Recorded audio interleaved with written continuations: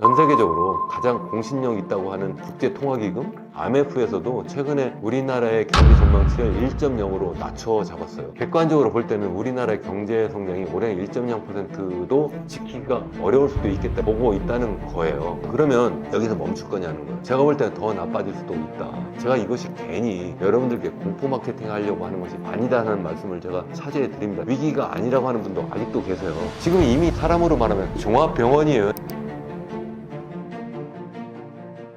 네, 안녕하세요. 이현은 교수입니다. 저는 제사의길연구소 대표를 맡고 있고요. 또 강원대학교 국제무역과 교수이기도 합니다. 여러분 만나뵈서 반갑습니다.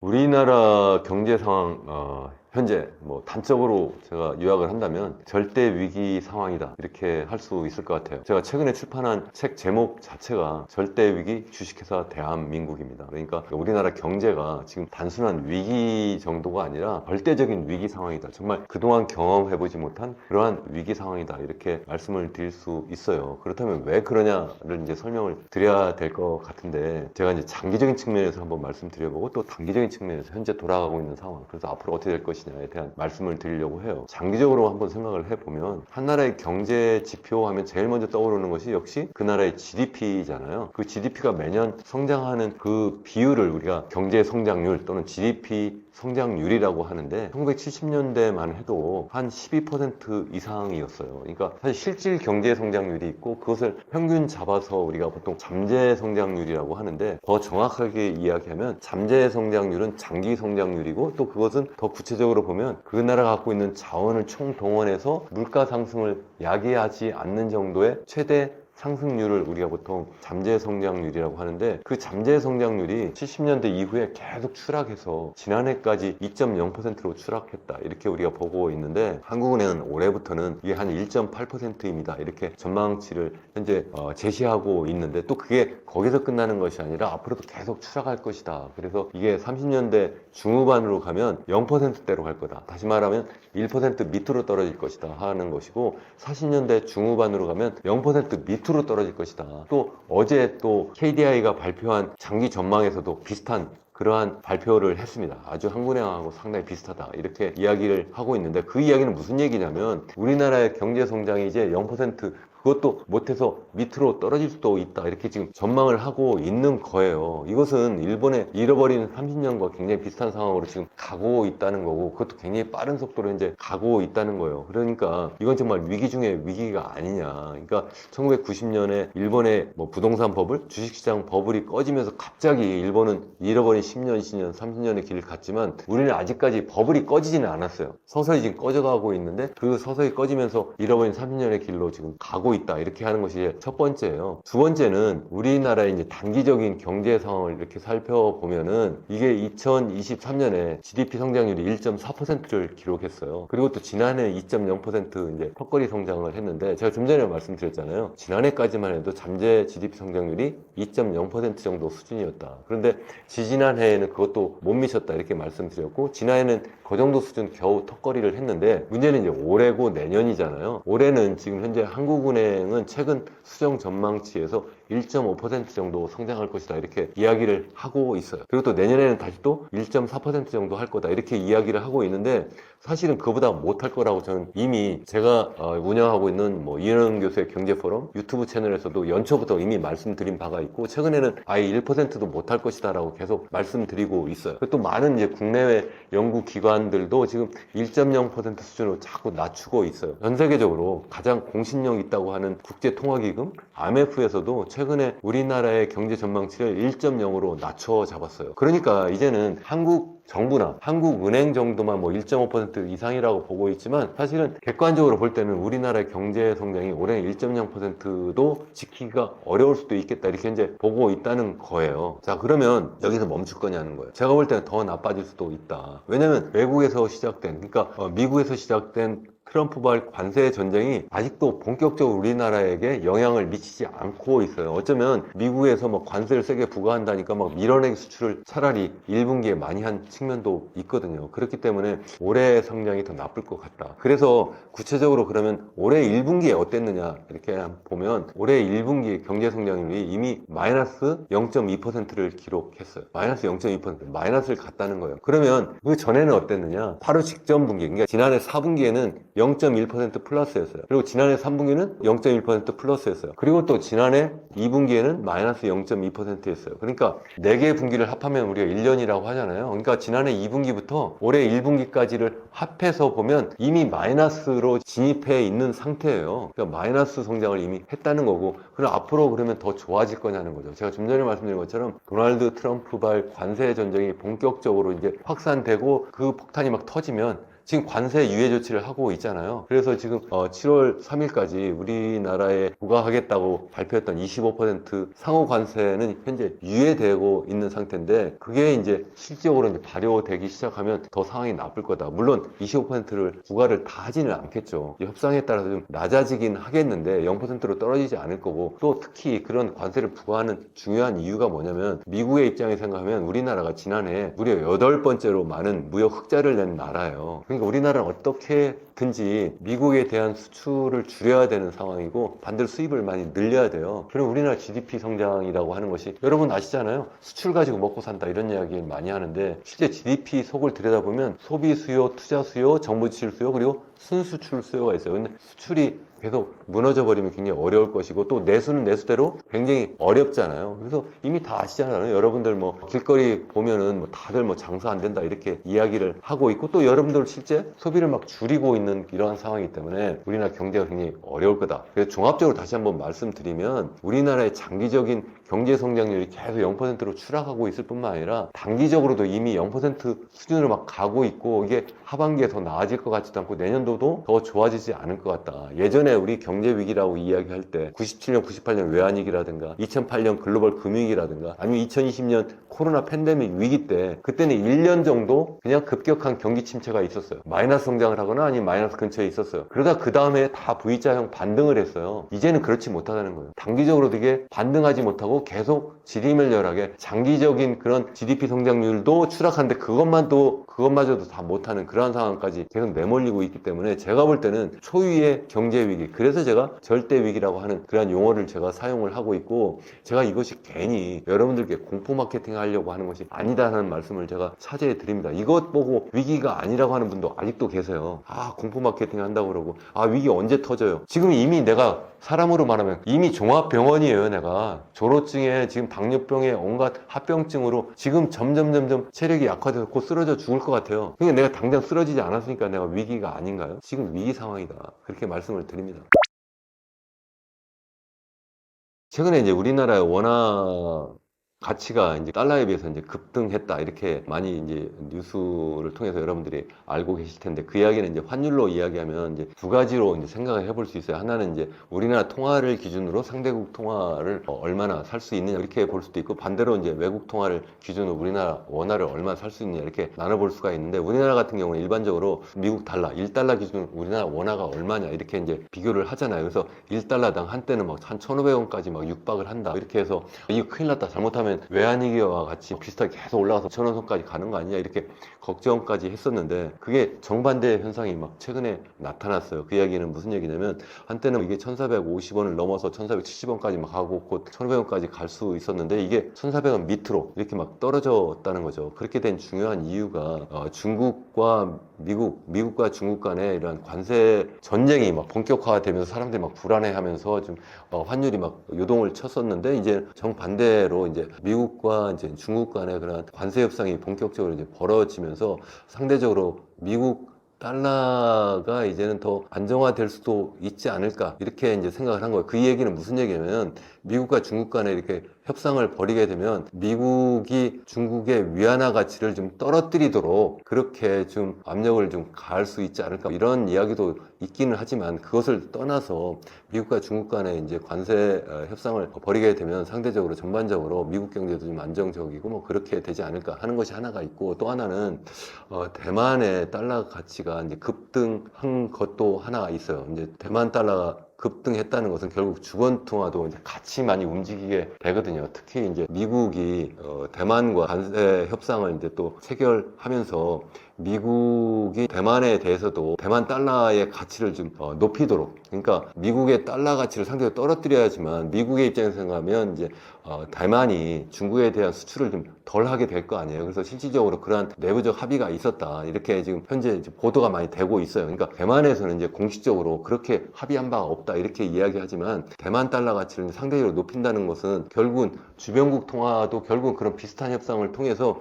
높이게 되는 것이 아니냐. 그러니까 가치를 높인다는 것은, 다시 이야기하자면 우리나라의 경우에는 대미달러 환율은 급락하는 거예요. 그러니까 제가 좀 전에 중국 이야기도 했죠. 중국도 마찬가지로 중국 위안화 가치도 막 높인데더라, 거기다가 타이완 달러 가치도 지금 결국은 그러한 보도 때문에 지금 높여지는 그런 상황으로 가니까 우리나라 원화도 비슷하게 가치가 좀 높아지고 있다, 뭐 그렇게 볼 수가 있는 거죠. 일단 뭐 경제가 이제 어려워지면 당연히 집값은 전반적으로 이제 떨어지는 중요한 요인 중에 하나예요. 근데 너무 질문이 이제 간단하니까 이제 그걸 직접 네, 아니요 이렇게 대답하기는 좀 어려운 상황이에요. 이제 집값은 무엇에 의해서 움직이느냐를 일단 우리가 생각을 해 봐야 되죠. 이제 집값도 결국은 모든 상품과 마찬가지로 수요와 공급의 원리에 의해서 이제 움직이는 거잖아요. 그래서 수요는 그동안 어떻게 움직였고 또 공급은 어떻게 움직이느냐, 이렇게 보면 알 수가 있는데, 우리가 수요하면은 크게 보면은 첫 번째 이제 인구가 많이 늘어나고, 또 그것도 이제 젊은 인구가 많이 늘어나면 집을 살려고 하는 수요가 더 증가하겠죠. 그게 이제 우리나라 뭐 70년대, 80년대, 90년대 계속 경제 성장을 고도화할 때, 그때 이제 인구도 굉장히 빠르게 늘어나고 또 젊은 인구가 많이 늘어났기 때문에 그렇거든요. 그러니까 바로 이제 젊은 인구가 굉장히 빨리 늘어나고, 또 그것도 지방, 시골에 살던 사람들이 뭐 도시, 특히 이제 서울, 수도권, 그리고 지방의 대도시로 많이 몰려오면서, 그러면서 서울과 수도권 그리고 지방 대도시의 집값이 많이 올라갔던 중요한 이유예요. 인구적 요인으로. 또 동시에 제가 좀 전에 말씀드린 것처럼 소득 수준도 굉장히 빨리 늘어났기 때문에, 빨리 증가했기 때문에 당연히 소득이 빨리 증가하니까 더 큰 집, 더 좋은 집을 또 살려고 하는 수요가 늘어날 거 아니에요. 또 그런 이유도 있었다. 그래서 집값이 올라간 요인도 있었고, 또 한 가지가 바로 금리예요. 금리. 그래서 금리는 뭐 그때그때 이제 달라졌는데, 최근 상황만 보면 코로나가 터지게 되면서 이제 금리를 거의 0% 수준까지 급격히 낮췄잖아요. 기존 금리를 0.5%까지 이렇게 낮췄는데, 그러면서 이 유동성이 엄청나게 시중이 막 풀려버린 거예요. 싸게 그러니까 돈을 빌려서 집 살 수 있는 그러한 상황이 좀 됐던 거죠. 어쨌든 그러한 이제 세 가지 요인이 있는데, 최근 상황이 어떠냐는 거죠. 최근 상황을 보면 일단 인구가 지금 고령화되고, 그러면서 또 저출산이고 이러면서 전반적인 전체 인구는 줄어들고 있어요. 우리나라 전체 인구가 매년 지금 한 12만 명씩 감소하고 있고, 특히 젊은 인구는 매년 한 30만 명씩 감소하고 있어요. 특히 서울 같은 경우에도, 특히 이제 전체 서울 인구가 계속 줄고 있잖아요. 다만 수도권 전체를 보면 늘고 있죠. 주로 경기도 인구가 좀 늘고 있는데, 특히 서울 같은 경우에는 이 전체 인구가 좀 줄고 있을 뿐만 아니라 이 가구 수도 좀 줄고 있어요. 특히 이제 젊은 인구가 계속 줄어들고 있고, 또 나이 드신 분이 상대적으로 더 인구가 자꾸 더 늘어나고 있는 그러한 상황이기 때문에, 그 인구적 요인으로만 보면 서울 수도권도, 서울 같은 경우에도 집값이 올라가기 좀 어려운 상황이고, 두 번째 이제 소득인데, 소득도 지금 제가 앞서 말씀드린 것처럼 우리나라 GDP 잠재력이 계속 추락하고 있기 때문에, 이것도 결국 그 수요를 키우는 요인이 아니라 도리어 수요를 좀 줄이는 중요한 요인이다, 이렇게 볼 수가 있는 거고, 마지막으로 이제 금리인데, 금리는 그동안 이제 코로나 팬데믹 때 많이 떨어뜨렸기 때문에 한때 이제 굉장히 수요가 늘어났다가, 그러다가 이제 인플레이션이 막 발발하면서 이제 한국은행이 기준금리를 많이 높였잖아요. 그래서 이걸 계속 빠르게 높여서 한때는 이게 3.5%까지 이렇게 막 높였다가 최근에 이제 2.75까지 이렇게 낮추었는데, 앞으로도 좀 낮추긴 낮출 거예요. 낮추긴 낮추는데, 그렇다고 예전처럼 막 0% 수준으로 낮추지는 못할 거다. 이제 저는 그렇게 보는 중요한 이유가, 이게 전반적인 물가를 불안하게 만들 뿐만 아니라 우리나라 집값이 이미 너무 많이 높아졌고, 또 가계부채도 지금 너무 많다고 하는 일반적인 평가를 이미 정부도 하고 있고, 한국은행도 하고 있고, 또 저 같은 경제학자도 그렇게 하고 있어서 이게 지속 가능하지 못하다, 이렇게 보고 있어요. 그래서 계속해서 이렇게 금리를 낮추는데 굉장히 부담 요인이다, 이렇게 이제 말씀을 드릴 수 있어요. 다시 말씀드리면, 예전에 수요를 계속 늘려갈 수 있었던 그러한 요인들이 이제는 그렇지 못하다는 이야기예요. 그 얘기는 뭐냐면, 이게 이제 공급 측으로 이제 돌아가서, 이제 공급을 보면 최근에 이제 사람들이 뭐 그 새집 공급, 그러니까 신규 아파트 분양이 잘 이루어지지 않는다, 뭐 그 이야기는 무슨 이야기냐면, 신규 주택 건설을 많이 안 해요. 왜냐면 경기가 전반적으로 나쁘고, 앞으로 집이 많이 팔려나갈 것 같지 않으니까 수요가 없으니까 지금 전반적인 건설 경기가 죽어 있는 거예요. 그러니까 이제 공급이 안 된다는 건데 그러니까 앞으로 집값이 올라갈 거다 이렇게 또 이야기하는 분들도 계신데 그렇지 않아요. 이 집은 다른 상품과 달리 기존 주택, 그러니까 중고 상품이라고 하죠. 우리 보통 자동차 하면 새 자동차도 있지만 헌 자동차, 그러니까 중고 자동차가 시장에 많이 나오잖아요. 집도 마찬가지예요. 이 중고 아파트, 중고 아파트라면 기분 나쁘시니까 이미 살고 있는 기존 주택, 기존 아파트가 시중에 많이 나오는데 그 기존 아파트 물량이 이미 역대 최고 수준이에요. 약간 최근에 좀 떨어지는 듯 하지만 이게 지금 거의 서울 같은 기준으로 보면 거의 9만 채가 나와 있어요. 9만 호가 지금 매물로 나와 있다. 이거는 그 부동산 포탈 아스일에서 이제 통계를 잡고 있는데 2022년 초에 비해서 거의 2배 이상 많은 수준이에요. 그만큼 사람들이 이제 이거 집값이 올라가는 게 아니라 떨어질 것 같네 하니까 집을 많이 시장에 많이 내놓고 있다는 거예요. 그러니까 다시 이제 질문으로 돌아가서 경제가 어려우면 집값이 떨어지느냐? 당연히 중요한 요인 중에 하나인데 거기에 덧붙여서 인구적 요인도 집값을 떨어뜨리게 하는 중요한 요인일 거다 하는 말씀을 드리는 거고 거기에 이제 금리가 좀 그래도 많이 0% 떨어지면 집값을 떨어뜨리는데 좀 어느 정도 하방에서 이제 좀 막아주는 요인이 될 수 있는데 그렇지 못할 거라는 이야기고 더군다나 그것이 이제 공급 측과 연결이 돼가지고 사실 수요에 영향을 주는 인구적 요인이라든가 아니면 소득 요인이 사실 이 공급과도 맞물려 있어요. 특히 이제 기존 주택의 공급, 특히 이 금리도 마찬가지고요. 그래서 이러한 요인들이 다 또 이 기존 주택의 공급을 늘리는 중요한 요인이기 때문에 제가 볼 때는 전반적으로 이미 전국적으로는 집값이 전반적으로 지금 하향 추세에 있잖아요. 이제 수도권, 특히 이제 서울 같은 경우에는 최근에 이제 토지거래 허가 구역을 잠깐 풀었다가 다시 또 막는 과정에서 집값이 잠깐 뛰어오르는 측면이 있었는데 그게 장기적으로 그렇게 되지 못할 것 같다. 저는 그렇게 생각을 하고요. 그래서 당연히 내 집 마련이 가능할 수도 있는데 지금 당장은 아니다. 이렇게 말씀을 드려요. 특히 이게 2017년 이후에 현재 서울 같은 경우에 집값이 한 3배 정도 이렇게 올라 있는 상태예요. 3배 정도 올랐다는 것은 너무 많이 오른 상태고 이미 거품이 많이 끼어 있다는 여러 가지 증거가 있는데 그 중에 하나가 뭐 예를 들어 소득 대비 아파트 가격, 보통 방 3개짜리 아파트를 평균적인 가계 소득 가지고 살 수 있느냐 하면 몇 년 걸리냐, 우리 같은 거 한 26년 걸린다 이렇게 평가를 하고 있는데요. 이제 전 세계적인 넘비오라고 하는 그런 사이트에서 이제 발표를 하고 있는데 26배인데 미국 뉴욕 같은 경우에는 그게 한 14배밖에 안 돼요. 우리나라 한 2배 정도 높아요. 선진국 중에서 우리나라처럼 높은 데가 없고 또 하나는 우리나라 가계 부채가 GDP 대비로 우리나라가 제일 높은 수준이에요. 선진국 중에 이렇게 높은 나라가 없어요. 특히 우리나라는 이 전세 보증금이라는 것도 사실은 이게 개인 간의 대출이기 때문에 그것까지 포함하면 무려 GDP 대비로 한 136% 정도는 되는데 너무 높아도 너무 높다. 그렇기 때문에 제가 다 말씀드리잖아요. 소득 대비 집값도 너무 높고 그리고 가계부채는 또 이미 소득 대비 너무 높기 때문에 더 이상 빚내서 집 사가지고 집값을 끌어올리기가 거의 불가능하지 않을까 저는 이제 그렇게 생각을 하고 있어요. 그동안 계속 정부가 빚내서 집 사라고 하는 여러 가지 정책 대출을 했는데 올해도 한다고 그러고 내년도 계속 하려고는 하겠지만 그게 쉽지 않을 거다 이렇게 저는 생각을 합니다.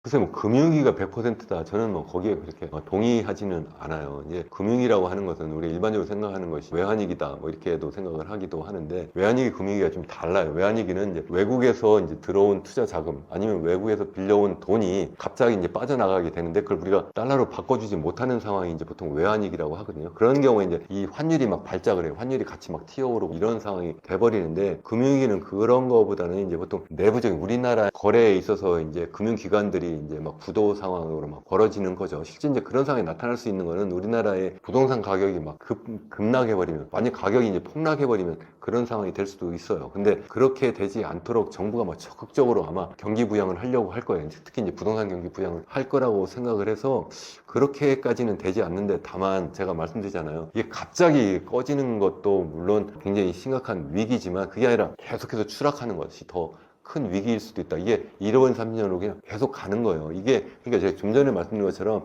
갑자기 꺼지는 것을 막기 위해서 정부가 정책금융이라고 하는 이름으로 계속 돈을 풀고 있어요. 지난해에도 60조를 풀었어요. 올해도 60조 푼다고 그러고 또 내년에도 그렇게 푼다고 하고 있는데 그렇게 계속 풀게 된다는 것은 그만큼 억지로 돈을 빌려가지고 집값을 부양한 거예요. 그만큼. 부양했는데 그게 쉽지 않을 거다. 이제 그렇게 말씀을 드리는 거예요. 그러니까 장기적으로 그게 갑자기 꺼지지 않을 수도 있지만 장기적으로 굉장히 힘든 상황이 되고 그러니까 어떻게 대처해야 되느냐. 당연히 그냥 집값이 지금 엄청나게 오를 것 같다는 그런 뭐 여기저기에 있어서의 뭐 부동산 전문가라는 분들이 말씀도 하시기도 하는데, 거기에 막 우리가 부하내동해서 같이 막 따라가면 좀 큰일 난다. 저는 그렇게 생각하는 편이고, 특히 뭐 저는 뭐 제 유튜브 채널에서 선생님 말씀드렸습니다만, 너무 우리 그 투자 자금을 어디 특정한 곳에 완전히 올인하면 안 된다. 그러니까 전 세계적으로 보면 우리나라가 GDP 대비로 보면 한 1.7%밖에 되지 않기 때문에 대상을 좀 전 세계로 좀 넓히고, 또 우리나라 내부에서도 너무 이 투자 대상을 부동산만, 이렇게 부동산 자산에 거의 80%가 들어가 있어요. 가계 자산이. 그렇게 하면 안 된다는 거예요. 미국은 반대예요. 주로 주식 채권 쪽으로 더 많이 가 있는데 다변화하면 좋지 않을까, 그런 말씀도 드리고, 특히 너무 돈을 많이 빌려가지고 레버리지를 잔뜩 일으켜가지고 단기적인 투기를 하면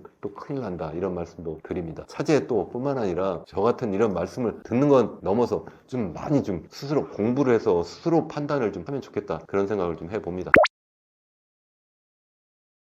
글쎄요, 뭐 전반적으로 이제 전국적으로 보면 분위기가 안 좋죠. 이게 안 좋다는 이야기가 뭐 사실은 이제 듣는 분에 따라 다르죠. 집을 사야 되는 분 입장에서 생각하면 집값이 떨어지는 게 좋은 거고요. 팔아야 되는 분의 입장에서 생각하면 집값이 올라야 좋은 건데, 저는 전반적으로 집값이 좀 너무 많이 올라 있다 이렇게 평가하는 사람이기 때문에 집값이 좀 전반적으로 하향 안정화되면 전 좋다고 생각을 해요. 그런 면에서 보면 전국적으로 일단 하향 안정화되는 것은 정말 다행이다 이렇게 생각을 하고 있고, 다만 서울, 그것도 아주 특수한 몇 개 지역은 집값이 도리어 최근에도 좀, 지난번 토지거래 허가 구역을 이제 완전히 해제했다가 다시 더 추가하는 뭐 이러한 해프닝이 있었는데, 그 이후에 다시 집값이 좀 많이 올라가는 그런 분위기도 있고, 매물도 좀 많이 줄어들었다 이런 이야기도 있는데, 이게 계속될 거라고 생각은 안 해요. 저는 이제 잔파도만 이렇게 볼 것이 아니라 좀 긴 호흡을 가지고 좀 장기적인 추세가 어떻게 변화하느냐 이렇게 생각을 해보면, 전반적으로 집값은 앞으로도 계속 하향 안정화 될 수밖에 없지 않을까. 적어도 시장의 원리로 보면, 시장의 수요 공급 원리로 본다면 그렇다는 말씀이에요. 그 수요 공급 이야기를 제가 했습니다만, 수요하면 첫 번째는 인구가 어떠냐, 인구가 늘어나냐 주느냐, 그것도 인구가 젊은 인구가 느냐 주냐, 답이 줄어들고 있죠. 예전에 한때 막 늘어나가지고 집값이 올랐는데 이제 정반대 현상이 나타나고 있다. 두 번째는 똑같은 인구라도 소득이 빨리 늘어나면 그럼 또 수요가 늘겠죠. 근데 이번에 어때요? 계속 경제 성장률이 계속 줄어들고 있다. 지금 장기적으로 0%대로 지금 막 가고 있다 이렇게 말씀드리고 있고, 특히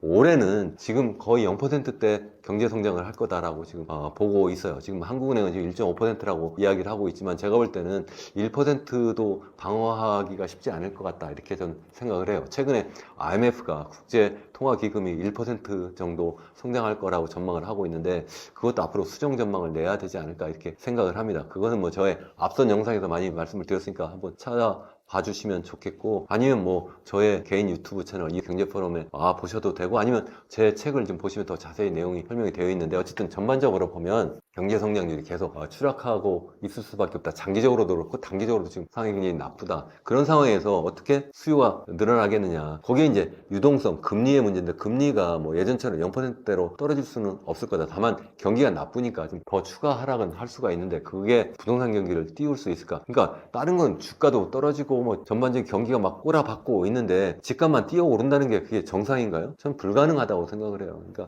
여러분들이 한번 스스로 판단해 보시면 좋을 것 같고, 이제 공급 측면에서 보면 사람들이 이제 계속 이제 공포 분위기를 띄우는 것 중에 하나가, 이게 지금 뭐 신규 아파트 분양이 거의 되지 않고 있다. 그러니까 새로 이제 건설이 되지 않고 있기 때문에 앞으로 1년 뒤, 2년 뒤에는 아파트 입주하는 그러한 분량이 뭐 엄청나게 감소합니다. 그러니까 집값 올라갈 겁니다. 그러니까 지금 당장 집 사야 됩니다. 이렇게 분위기 띄우는 분도 계신데, 그거는 그 시행사나 아니면 건설사들이 그 미래를 모르겠어요. 그분들이 볼 때 그때 가면 집값이 더 오를 거라고 생각하면 지금 당장 더 집을 짓겠다고 막 시작을 하겠죠. 그렇지 않을 거라고 생각하니까 줄어드는 거예요. 그 또 한 가지는 뭐냐면, 기존 아파트가 매물로 얼마나 나오냐, 이것도 공급이에요. 그걸 사람들이 생각을 잘 안 하는데, 일반 상품과 달리 집이라고 하는 것, 아파트라고 하는 것 공급은 새 집, 새 아파트 공급도 공급이지만, 그보다 훨씬 더 규모가 큰 것이 기존 주택, 기존 아파트가 얼마나 매물로 많이 나오느냐, 이게 지금 역대 최대 수준이에요. 지금 서울 같은 경우는 한 9만 채 정도 이렇게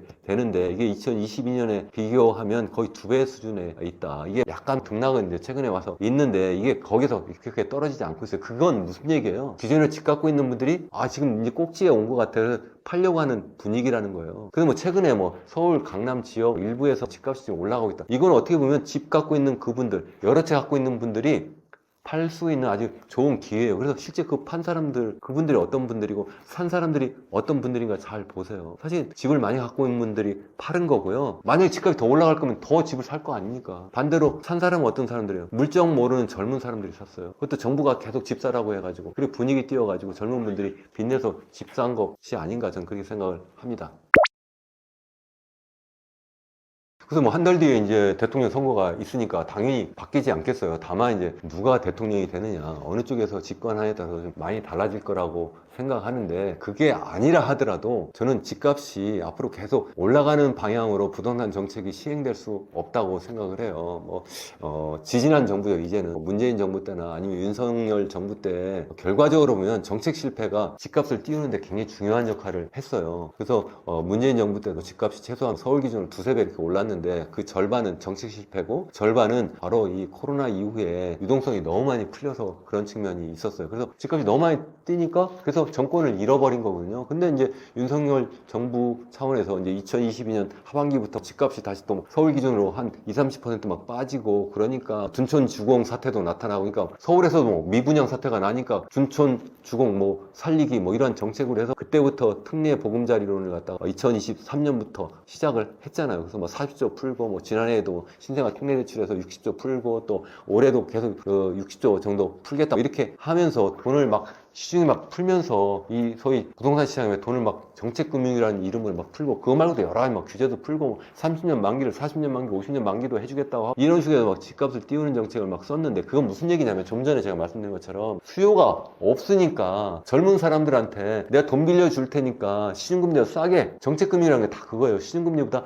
1%, 2% 싸게 빌려주겠다는 거예요. 젊으면. 그리고 또 이제 처음 집을 사는 사람이면, 그것도 결혼하고 아이를 가지면, 그러면 돈 빌려주겠다. 그러니까 굉장히 좋은 정책처럼 보이지만 사실 그게 좋은 정책이 아닌 거예요. 그 사람들이 결국 빚더미에 올라가가지고 그 집 사도록 결국은 폭탄을 젊은 사람들한테 옮긴 거예요. 정말 중요한 거는 그렇게 빚내서 집 사라는 것이 아니라 그 젊은이들에게 정말 가능하도록 집값이 전반적으로 하향 안정화시켜주는 게 제일 좋은 거예요. 그걸 하고, 그것도 이제 추가적으로 한다면 공공주택을 좀 많이 분양하도록 이렇게 하는 정책을 써야 되는데, 그렇게 하지 않았다는 거죠. 어느 쪽에서 정권을 잡든지 간에 제 말씀을 좀 잘 들어주셨으면 좋겠어요. 첫 번째, 부동산 관련 정책은 부동산 안정화 정책이다. 그 안정화 정책이 집값이 상향으로 안정화되는 것이 아니라 하향 안정화돼야 된다는 그런 확고 부동산 정책이 있어야 되는 것이고, 그러한 가운데에서 억지로 빚내서 집사라는 그런 젊은이들 꼬드겨가지고 집사라고 하는 그런 정책 쓰면 안 된다 하는 말씀을 드리고, 또 그리고 덧붙여서 이제 거기에 이제 공공주택을 많이 분양하면 좋지 않을까 이렇게 생각을 합니다.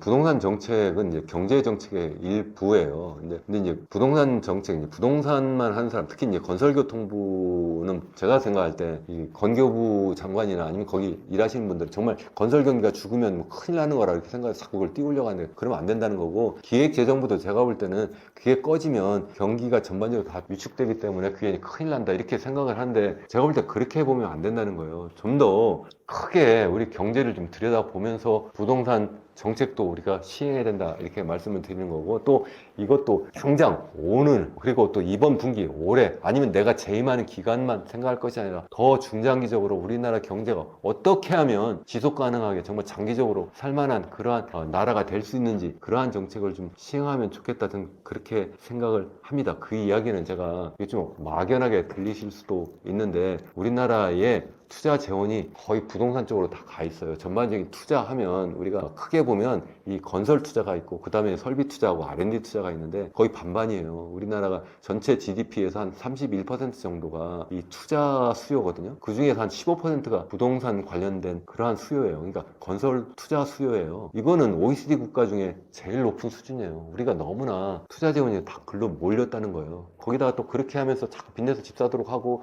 집값이 자꾸 올라가고, 그러니까 이것 때문에 결국 젊은 사람들이 결혼하고 아이 갖지 못하는 거예요. 그 중요한 우리나라 초저출산의 중요한 원인이 바로 잘못된 부동산 정책 때문에 있다. 그래서 그 고리를 끊어야 된다. 전 그렇게 생각을 하는 것이고, 또 바로 이것 때문에 이 주식시장이 이렇게 주저앉은 거예요. 주식시장이 저평가되어 있다, 주가가 저평가되어 있다 이렇게 많은 사람들이 이야기하는데, 저평가된 것이 아니라 그게 우리나라 실력이에요. 우리 정부가 그렇게 만들어 놓은 거예요. 전부 재원을 다 부동산 쪽으로 다 몰아갔으니까 주식시장으로 돈이 갈 수가 없는 거예요. 미국은 주식시장 왜 이렇게 화랑이에요? 가계자산의 거의 대부분이 3분의 2가 다 그 주식시장이에요. 우리는 반대예요. 3분의 2가 다 부동산에 가 있으니까 이렇게 된 거잖아요. 이걸 바꿔야 된다는 거예요. 이 패러다임을. 그걸 바꾸지 않으면 안 된다. 이제 그렇게 말씀을 제가 드리겠습니다. 그래서 여러분들이 이제 부동산 전망을 하실 때 하반기가 어떻게 될까 이렇게 보지 마시고요. 앞으로 10년은 어떻게 될까 이렇게 보시면 좋을 것 같아요. 또 10년이 너무 멀다 하면 앞으로 적어도 그럼 2, 3년은 어떻게 될까 이렇게 한번 보세요. 제가 이미 말씀드렸어요. 10년 뒤에 어떻게 될까요? 10년 뒤면 30년대 후반이잖아요. 30년대 후반이면 우리나라 GDP 성장률이 1% 밑으로 0%될 거예요. 한번 집을 사면 적어도 10년, 20년 내가 살아야 될 집 아닌가요? 이걸 단기 투기를 하실 겁니까? 아니잖아요. 그래서 집 갖고 있는 사람들이 집을 팔려고 지금 매물로 내놓고 있는 거예요. 그래서 전반적으로 투자라는 분들이 점점 이 주택, 부동산에 갖고 있는 자기의 투자 지분을 자꾸 다른 데로 옮기고 있어요. 그래서 그걸 좀 생각하시면 좋을 것 같아요. 그래서 꼭 부동산만 들여다보지 마시고 경제의 전반적인 전망을 좀 함께 보시면 좋겠다. 그러니까 다시 말씀드리면 부동산 전망을 할 때 하반기만 보지 마시고 최소한 1년, 2년, 3년 그리고 또 10년까지 적어도 내다보시면 좋겠다. 또 한 가지는 부동산만 보지 마시고 주식시장도 보시고 또 우리나라 경제만 보지 마시고 전 세계 경제를 함께 좀 들여다보시면 그러면 좋겠다. 왜냐면 이 부동산도 굉장히 중요한 이 투자 대상인데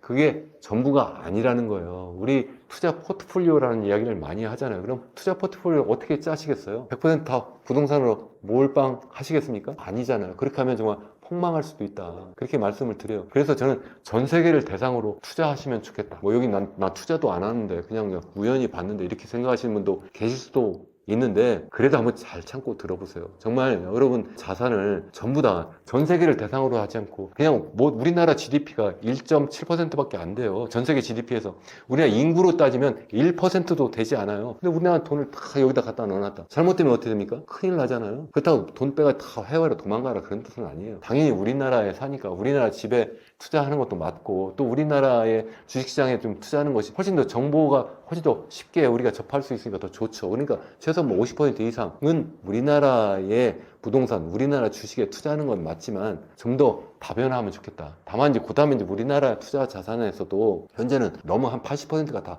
부동산, 그것도 집 하나 갖고 있는 거예요. 그것도 부족하니까 돈까지 막 빌려다가 거기에 다 들어받고 있는 거예요. 그래서 거기서 하나 터지면 그냥 끝장나는 거예요. 특히 지금 젊은 분들이 지금 그렇게 돼 있어요. 지금 최근 통계를 보면 지금 서울 같은 경우 전국도 마찬가지고요. 아주 집을 사는 그 주력 연령계층이 30대예요. 30대. 왜 그렇게 됐어요? 예전에 40대였어요. 왜? 젊은 사람들이 자꾸 특례 대출해서 그렇거든요. 거기 자꾸 끌려가면 안 된다. 제가 말씀을 드리는 거고 정부에 대해서도 강하게 말씀을 드려요. 정말 이런 정책 계속 쓰시면 안 되고 정부가 바뀌니까 또 새로운 어떤 정책을 내세울 텐데 어떤 정부든지 똑같은 말씀을 제가 드려요. 그렇다면 제가 비판을 할 거예요. 정말 이걸 갖다가 집 있는 사람, 서울에 사는 사람, 강남에 사는 사람 소수만 대상으로 한 그러한 경제정책, 그러한 부동산 정책 쓰시면 정말 안 됩니다. 우리 국민을 위한 그런 정책을 만드시면 좋지 않을까. 그것도 전 세계를 바라보고 오늘만 바라보는 것이 아니라 우리 먼 미래를 바라보고 또 특히 우리 젊은이를 바라보고 정책을 만들면 좋지 않을까 이렇게 생각을 합니다.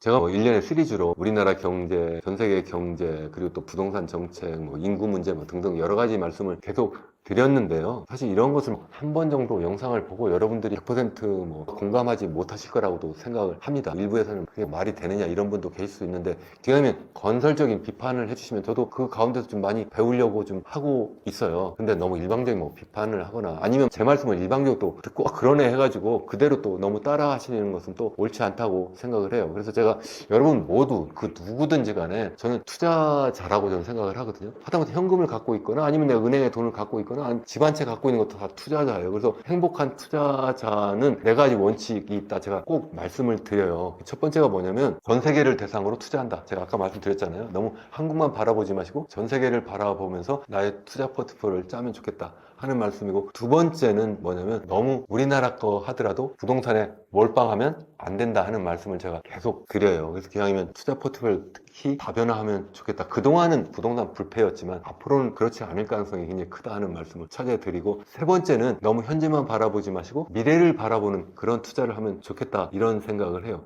특히 미래라고 하는 것은 뭐 제가 여기 지금 옆에 보이고 있습니다만 절대위기 주식회사 대한민국 바로 직전에 나온 책은 또 예정된 미래라고 하는 그런 책이 있어요. 거기에서 우리 인류가 우리나라뿐만 아니라 전 세계 인류가 지금 네 가지 거대한 변혁을 하고 있다 이렇게 말씀을 드리고 있는데 디지털 사회로 전환한다든가 아니면 고령 사회로 전환한다든가 이 두 개와 맞물려서 이제 불평등 사회가 아니라 완전히 양극화 사회로 완전히 전환하고 있다든가 그리고 마지막으로 기후위기를 겪고 있습니다. 뭐 이런 이야기를 하면서 그래서 어떻게 살아야 됩니까? 그에 대한 제 답을 말씀드리고 있는데 그러한 영상을 또 여러 곳에서 말씀드리고 이 책에서도 또 요약해서도 말씀을 드리고 있는데 제가 이런 말씀을 길게 드리는 이유는 투자자의 입장에서도 보면 좀 미래 투자 특히 이 디지털 사회로 전환하니까 그와 관련한 미래 투자를 좀 많이 하시면 좋지 않을까 생각을 합니다. 그렇게 하다 보니까 미국 투자 그래 미국은 전 세계 GDP의 25% 차지하지만 사실은 전 세계 미래를 만드는 그러한 어떤 주도라고 생각하면 거의 절반 이상을 다 미국이 하고 있는 거예요. 그래서 미국의 테크 기업이라고 많이 하잖아요. 뭐 매그니피선 세븐이라고도 하고 그런 기업에 좀 관심을 갖는 것도 굉장히 좋지 않을까. 난 그런 기업을 잘 모른다. 그러면 어떤 ETF 그런 지수 추종하는 그런 투자도 하셔도 좋지 않을까 이렇게 생각을 하고 그것도 그냥 단기적으로 하는 것이 아니라 계속 말씀드린 것처럼 좀 적립식으로 이렇게 좀 투자를 하면 좋지 않을까. 또 특히 요즘에 이야기하는 암호화폐 특히 그중에서 비트코인과 같은 그런 투자도 여러분들 관심을 가지면 좋지 않을까 이런 생각도 좀 해보고 또 마지막으로 제가 계속 말씀드리지만 여러 가지 세 가지 말씀드렸는데 마지막으로 그 누구 말도 그대로 믿지 마시고 기왕이면 스스로 자기에게 투자를 좀 해서 공부를 좀 하셔라. 그 공부한다는 거는 기왕이면 누가 뭐 이렇게 하니까 그만 딱 가가지고 그냥 따라 하시면 절대 안 되고 아니면 반대로 막 욕만 하지 마시고 실제 스스로 공부를 해서 스스로 판단하면 좋겠다. 그래서 제가 뭐 외람된 말씀이지만 여기에 있는 이런 책을 좀 읽어보시면 전 세계가 지금 어떻게 돌아가고 있고 또 우리나라는 현재 어떻게 돌아가고 있고 그래서 우리가 어떻게 대응을 해야 되는지 국가적인 차원에서 그리고 또 기업 차원에서 또 개인은 어떻게 해야 되는지 그런 말씀을 드리고 있는데 종합적으로 한번 이런 책도 좀 읽어봐 주시고 좀 판단하시면 좋지 않을까 이런 생각을 좀 마지막으로 해 봅니다. 여러분 끝까지 이렇게 시청해 주셔서 감사합니다.